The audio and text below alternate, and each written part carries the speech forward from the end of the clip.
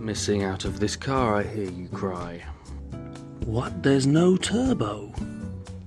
Here's the old one. The CT26. The turbine snapped off. And here it is. It disintegrated, made of ceramic. And here's the brand new one we're putting in. Nice. It's been balanced up. Oil pipeline. Coolant pipeline. Actuator.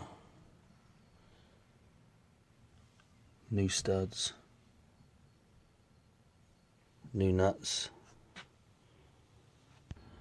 And I'm going to do a step-by-step in how to install it.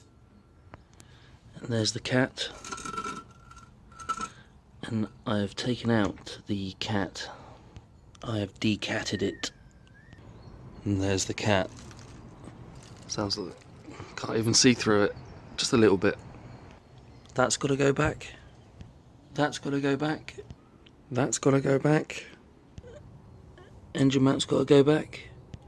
Right hand bracket's got to go back for the cat. Let's do it.